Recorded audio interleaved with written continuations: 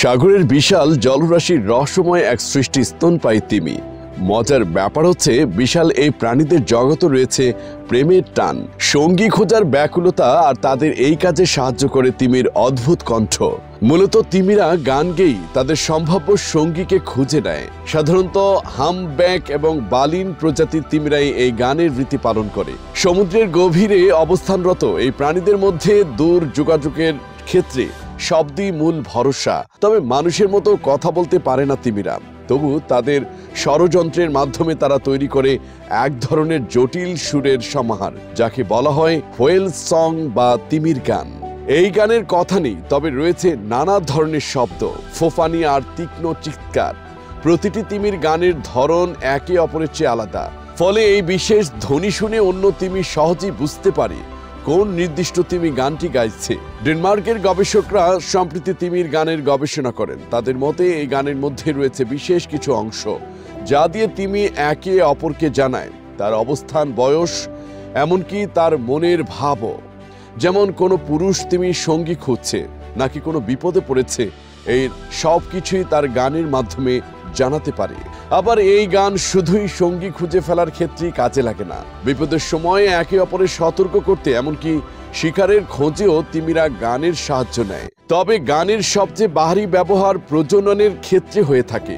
গবেষকরা বলছেন পুরুষ তিমিদের গানই বেশি জটিল ও আকর্ষণীয় হয়। তারা ঘন্টার পর ঘন্টা গান গেয়ে এলাকা সরগরম করে, যাতে তাদের গানে কোনো স্ত্রী তিমির কাছে পৌঁছায়। আবার একাধিক পুরুষ তিমি যদি একই সঙ্গে সঙ্গী খুঁজে বেড়ায়, তখন তাদের মধ্যে গানের এক প্রতিযোগিতাও চলতে থাকে। যে পুরুষ তিমির গান সবচেয়ে জোরালো, সুরেলা ও আকর্ষণীয় হবে, সেই তিমি পাবেন তার মনের মতো সঙ্গীকে। কিন্তু কিভাবে গান গায় তিমি? মানুষের মতো তো তাদের ফুসফুস নেই, তাহলে তিমিদের কণ্ঠনালীর গঠন আমাদের থেকে সম্পূর্ণ আলাদা। মানুষের ক্ষেত্রে বাতাস ফুসফুসে গিয়ে কম্পন সৃষ্টি করে, আর সেই কম্পনই আমাদের কণ্ঠস্বর হিসেবে বের হয়ে আসে। কিন্তু তিমিদের ক্ষেত্রে ব্যাপারটা ঠিক উল্টো।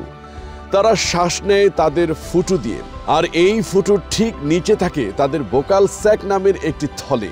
এই থলেটির ভেতরেই বাতাস চলাচলের ফলে বিভিন্ন ধরনের শব্দ তৈরি হয়, আর এই শব্দগুলোকে তিমিরা বিভিন্ন আকারে পরিবর্তন করে তৈরি করে তাদের মন্ত্রমুখর গান। তিমির গানের আরেকটি বিশেষত্ব হলো এগুলো অনেক দূর পর্যন্ত পানির মধ্যে ভ্রমণ করতে পারে। ফলে এক এলাকায় থাকা একটা তিমি অন্য এলাকায় থাকা আরেকটা তিমির গান শুনতে পায়। এই গানের ধরন, তাল, সুরের ভঙ্গি সবকিছুই নির্দেশ করে গানটি গাওয়া তিমির বয়স, আকার, এমনকি তার মেজাজও। ফলে এই গান শুনি অন্য তিমি বুঝতে পারে তার জোড়া খুঁজে পেয়েছে সে, নাকি এখনো খোঁজা চলছে।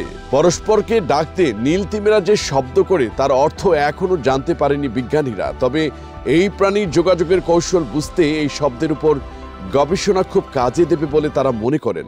গত 14 বছর ধরে এই গবেষণা চলছে।